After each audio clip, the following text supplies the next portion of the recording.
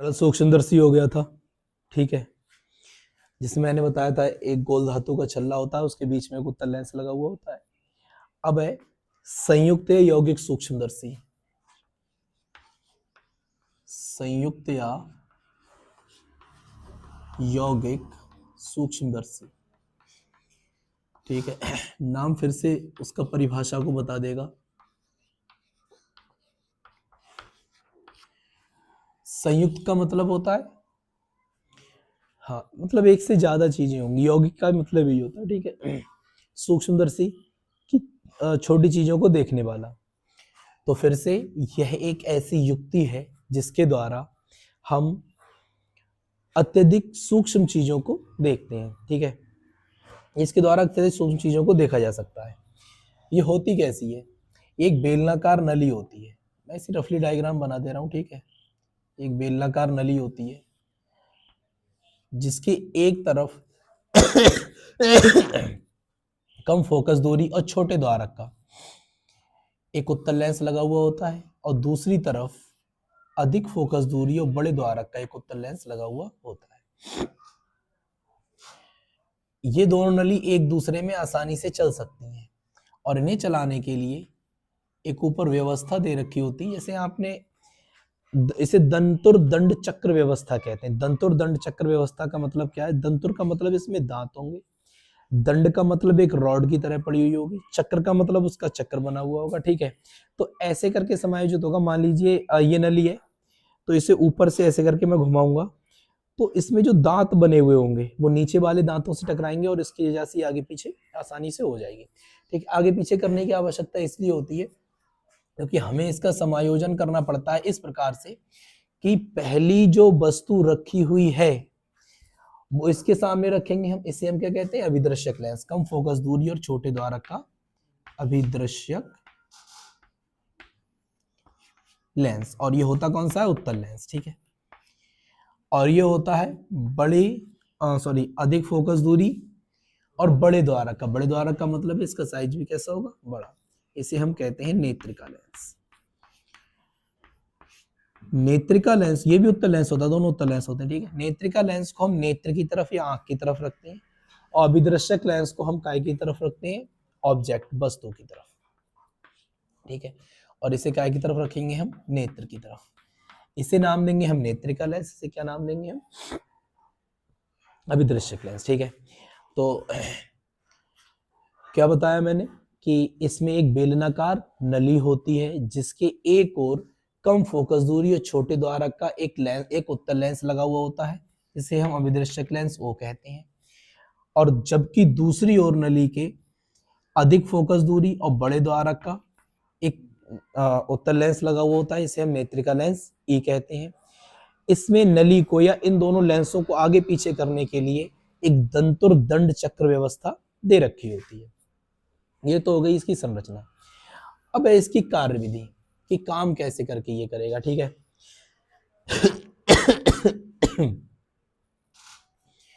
कार्यविधि काम कैसे करेगा? चित्र थोड़ा सा इसका बड़ा बनेगा, तो मैं चित्र बनाने की कोशिश कर रहा हूं। ये ध्यान रखना कि एक और क्या होगा? छोटा लेंस, और दूसरी तरफ क्या होगा? बड़ा लेंस। छोटे लेंस की तरफ हम वस्तु रखेंगे क्योंकि उसे अभी दृश्यक कह रहे हैं। अभी दृश्यक का मतलब है, दृश्य का मतलब होता है देखने वाला, ठीक है, जो दृश्य को दिखाएगा। तो यहां पर कम फोकस दूरी और छोटे द्वारक का एक लेंस ले लेंगे, ठीक है। इसे नाम देंगे अभिदृश्यक लेंस ओ। अब इसकी फोकस दूरी कुछ ना कुछ रही होगी, जिसे नाम दे देंगे हम एफ ओ, ठीक है। वस्तु को हम यहां पर रखेंगे, थोड़ा बड़ा कर लो। वस्तु को हम यहां पर रखेंगे, और आपके लिए कॉन्सेप्ट तो पता है कि अगर हमें प्रतिबिंब बनाना है तो एक किरण कैसी है भेजेंगे हम यहां से? समांतर, ठीक है। और वो कहां से होकर के जाएगी? इसके फोकस से। और दूसरी कहां से भेजेंगे हम? प्रकाश के केंद्र से। और दोनों कहीं यहां पर जाकर के काट देंगे। जहां पर काटेंगी वहीं पर क्या बनेगा, प्रतिबिंब। ठीक है, अगर मैंने ये वस्तु ए बी ली हुई है तो इसका प्रतिबिंब बनेगा ए डैश बी डैश। अब इसे पहले ही दंत और दंड चक्र व्यवस्था से इस प्रकार समायोजित कर लेंगे कि इसका जो प्रतिबिंब बने वो इस वाले लेंस की, जो बड़ा वाला हमारा लेंस है नेत्रिका लेंस, जिधर चीजों को हम देखेंगे, कुछ ज्यादा बड़ा हो गया है। जो हमारा नेत्रिका लेंस है, इस प्रकार पहले ही से ऑलरेडी समायोजित कर लेंगे हम कि उसका जो प्रतिबिंब है वो कहां पर जाकर के बने, फोकस एफ ई, टेढ़ा बन गया, अरे होएगी कोई दिक्कत नहीं है, फोकस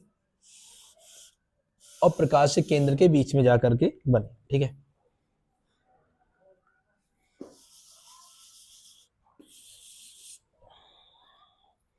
एक तो ड्राइंग वैसे बहुत बुरी है, चले जो भी है ठीक है, जायज। हम इस प्रकार समायोजित कर लेंगे कि इसके प्रकाश केंद्र और कहां पर जाकर के बने, फोकस के बीच में जाकर के बने। ठीक है, अब ये वाला लेंस इस वाली वस्तु को, इस वाले प्रतिबिंब को, इसका प्रतिबिंब यही तो है, इस वाले प्रतिबिंब को ये वाला लेंस मानेगा वस्तु, और अब इसका प्रतिबिंब बनेगा कैसे करके, यहां से समांतर किरण भेजोगे। ठीक है, समांतर किरण भेजोगे तो वो उसके कहां से होकर के जाएगी, फोकस से। ठीक है, दूसरी यहां से भेजोगे आप कैसी, वक्रता केंद्र से होकर के जो जाएगी। ठीक है, इधर मुड़ा दूं थोड़ा सा इसे, यहां से फोकस होकर के जाएगी। दूसरी कहां से भेजोगे, वक्रता केंद्र से, सॉरी प्रकाश केंद्र से, प्रकाश केंद्र से। इधर तो कोई मिला नहीं सकता इन्हें, ठीक है, इधर तो मिल नहीं पाएंगी, ऐसा लगेगा कि इधर आकर के मिल रही है।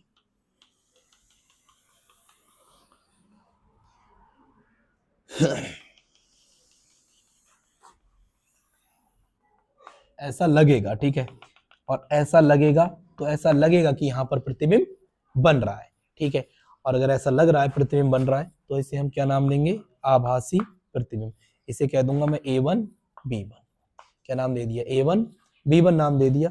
ठीक है, इस प्रकार हमने देखा कि हमारा जो प्रतिबिंब इतना छोटा था बहुत बड़ा हमें दिखाई देने लगा। ठीक है, तो मैं फिर से बता रहा हूं क्या करते हैं इसमें, संरचना में इसमें एक बेलनाकार नली होती है जिसके दोनों तरफ उत्तल लेंस लगे होते हैं। एक तरफ जो लेंस लगा हुआ होता है वो कम फोकस दूरी तथा छोटे द्वारक का होता है, जिसे हम अभिदर्शक लेंस वो कहते हैं, और दूसरी तरफ जो लेंस लगा हुआ होता है वो अधिक फोकस दूरी और बड़े द्वारक का होता है, जिसे हम नेत्रिका लेंस ई कहते हैं। इसकी फोकस दूरी क्या नाम देंगे हम, एफ ई। ठीक, अगर आप ये चाह रहे हो कि हम इसकी दूरियां वगैरह बता दें क्या है, तो इस वाले लेंस से ये, इस वाले लेंस के लिए वस्तु तो ये, अगर ये वस्तु है तो वस्तु की दूरी को हम क्या लिखते हैं, यू। ठीक है, वस्तु की दूरी यू लिख रहे हैं तो ओ लेंस है तो हम क्या लिखेंगे, यू ओ। अब इस वाले का प्रतिबिंब कहां पर बना है, यहां पर, और प्रतिबिंब जहां पर बनता है वो दूरी क्या कहलाती है, वी। इसके लिए क्या का काम कर रहा है ये, वी का, वीओ का। ठीक है, इसके बाद अगर मैं इस लेंस की बात करूं तो इसके लिए वस्तु यहां पर रखी हुई है तो इसे हम नाम क्या देंगे, u। ये वस्तु तक की दूरी है, लेकिन कौन सा होगा, ue। ठीक है, और इस वाले लेंस के लिए प्रतिबिंब बन रहा है तो ये हमारे पास क्या होगा, v और ve। ठीक है, अब अगर आप न्यूमेरिकल कर रहे हो तो साइन कन्वेंशन का यूज करके करोगे कि बाएं हाथ वाली क्या होंगी प्रकाश केंद्र के माइनस की, और दाएं हाथ वाली क्या होंगी, प्लस की। ठीक है, तो छोटी वस्तु का प्रतिबिंब कैसा बन गया, बड़ा। ठीक है, और वस्तु हमें कैसे दिखाई देने लगेगी, बड़ी। तो इतनी बात समझ में आ गई। ठीक है, तो अभी इसकी आवर्धन क्षमता आपके लिए बताना, पहले इसे नोट कर।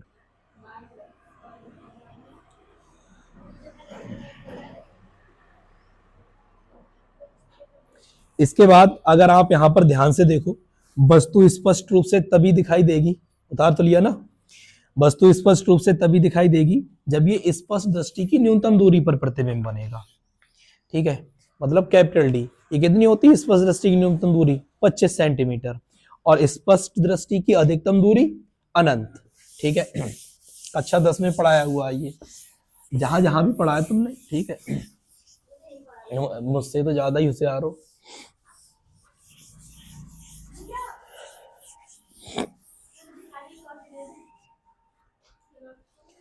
ठीक है, अब आगे बात करेंगे आवर्धन क्षमता की। बोलो मत।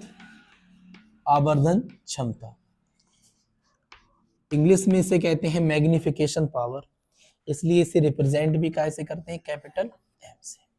ठीक है, तो आवर्धन क्षमता कैपिटल एम क्या होगी, पहला ये कैपिटल एम फॉर्मूला होता है अंतिम प्रतिबिंब द्वारा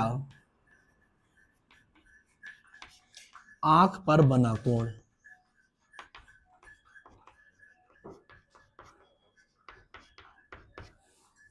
बटे वस्तु द्वारा, फॉर्मूला याद रखना, ऑब्जेक्टिव पूछा जाता है, आंख पर बना कोण। ठीक है, अच्छा मैंने उसमें अल्फा बीटा बनाना में ध्यान नहीं रहा मुझे। ठीक है, सॉरी फॉर दैट। अंतिम प्रतिबिंब होता है, प्रतिबिंब द्वारा बना कोण होता है बीटा और बट्टी अल्फा, एम बराबर।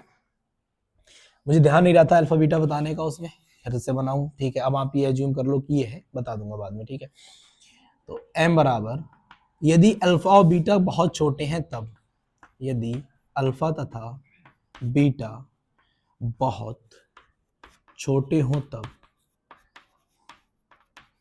तब क्या होगा, मैं अल्फा को लिख सकता हूं लगभग लगभग 10 अल्फा के बराबर, और बीटा को लिख सकता हूं लगभग लगभग 10 बीटा के बराबर। ठीक है, तो m बराबर 10 बीटा और बट्टे 10 अल्फा। तुम्हारे काम का नहीं है, ठीक है, वरना पूरा डेरिवेशन करा करके दिखाता क्या होता है क्या नहीं होता है।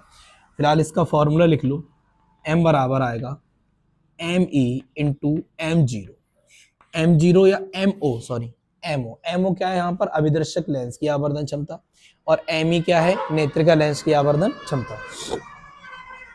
ठीक है, तो आप लिख लेंगे एम ई इक्वल टू नेत्रिका लेंस की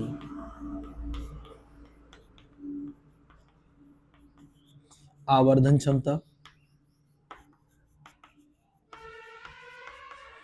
और एम ओ क्या है हमारे पास, अभिदृश्यक लेंस की आवर्धन क्षमता। ठीक है, ये फॉर्मूला आएगा। इसे और जब सॉल्व करोगे फर्दर, इन्हें याद कर लेना, ड्राइव करने के लिए नहीं आते हैं। ठीक है, तो आएगा minus we zero upon you zero capital D upon F zero. ठीक है, minus we zero upon you zero capital D upon you E, sorry you ई, ये एक फॉर्मूला बनेगा।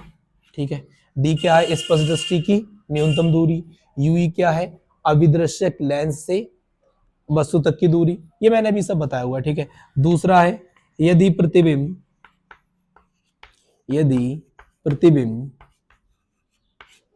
स्पष्ट दृष्टि की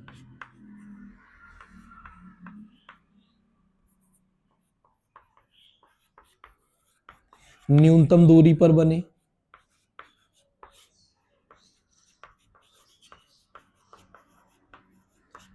तब फॉर्मूला क्या होगा, m इज इक्वल टू, ये ऐसे ही सेम रहता है, v zero upon you zero, 1 plus D भी सेम रहेगा, और ये आ जाएगा हमारे पास एफ ई। ठीक है, एक फॉर्मूला ये हो जाएगा अगर स्पष्ट दृष्टि की न्यूनतम दूरी पर बन रहा है, और एक होगा यदि प्रतिबिंब अनंत पर बने, यदि प्रतिबिंब अनंत पर बने।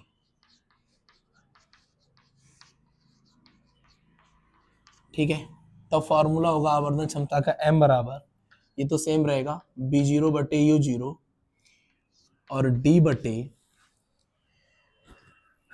एफ ई ये एफ ई बदल जाएगा सिर्फ, सॉरी 1 हट जाएगा और क्या आ जाएगा नीचे, एफ ई आ जाएगा, सही है, 1/Fe। ये हमारा फॉर्मूला हो गया।